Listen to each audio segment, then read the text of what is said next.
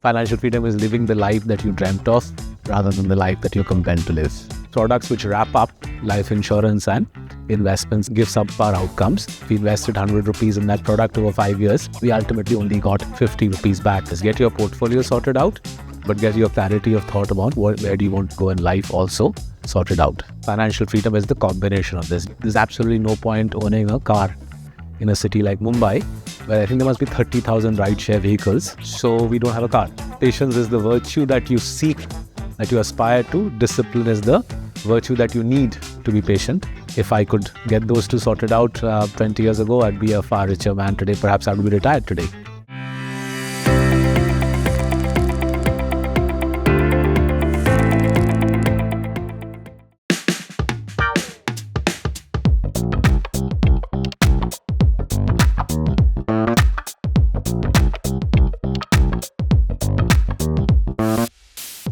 Hi, this is Saurabh Mukherjea from Marcellus Investment Managers. I think financial freedom is living the life that you dreamt of rather than the life that you're compelled to live. Probably a decade away from being financially free, and therefore, a decade of hard work, extensive saving. My children are going to go through university in the next 6-7 years. I think it's only after that my wife and I will start thinking about when do we want to retire and what sort of corpus do we want to have. I think just as life itself doesn't solely revolve around money, financial freedom also obviously doesn't revolve solely around money. Having clarity on what exactly will make you happy, right? The life of your dreams is what will make you happy. If that's living in the Himalayas, then so be it. If that's having a small flat in the suburbs of Mumbai and writing books, then so be it. I ended up writing a book on this called The Victory Project, 6 Steps to Success. So it was published 4 years ago. My friend Anupam Gupta and I dwelt upon what exactly is it that makes for a successful career and a happy life. Get your portfolio sorted out, but get your clarity of thought about where do you want to go in life also sorted out.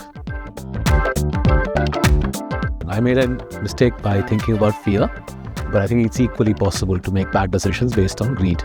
I migrated to India 16 years ago. My wife and I were young parents then, and we were utterly terrified as to what life held for us. We ended up buying this colossal insurance policy, which was also had investments wrapped up inside it.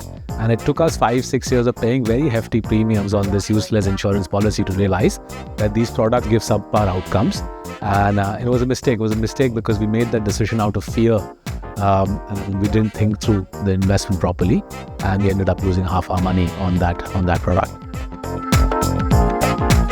That started roughly a decade ago. I'd written a book in 2014 called Gurus of Chaos, and that's when I realized that if rather than buying things like this, this life insurance product which also has investment wrapped up into it, if rather than doing that, we bought a bunch of good stocks as a couple and let them run, we would potentially be able to finance our children's education and the retirement of our dreams. I ended up sort of drinking my own medicine. That 10-year compounding over the last decade or so, that portfolio has given us the best part of 18% CAGR. It's taken care of most of our life's needs, and hopefully if we can keep our wits about ourselves for the next 10 years, hopefully it'll take care of our retirement. But buying a bunch of high quality stocks and letting them rip rather than trading in and out is a very powerful skill.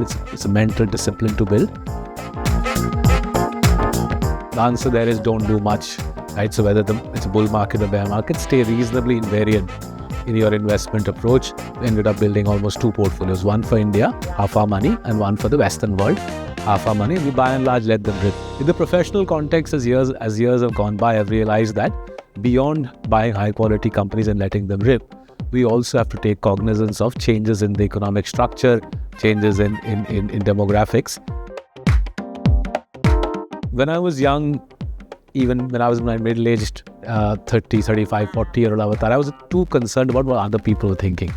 How do other people want to invest? How do other people think the good life should be lived? I think that was a bit of a waste of time. I think you should just think about what you want to do in life, how you want to invest, what you want to do in your life. To hell with other people. There's the Arabian Sea for them to jump into, and you live the life that you want to live, and you invest the way you want to invest, the way you feel comfortable.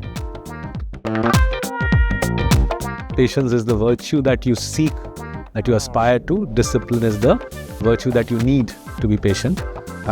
If I could get those two sorted out 20 years ago, I'd be a far richer man today. Perhaps I would be retired today.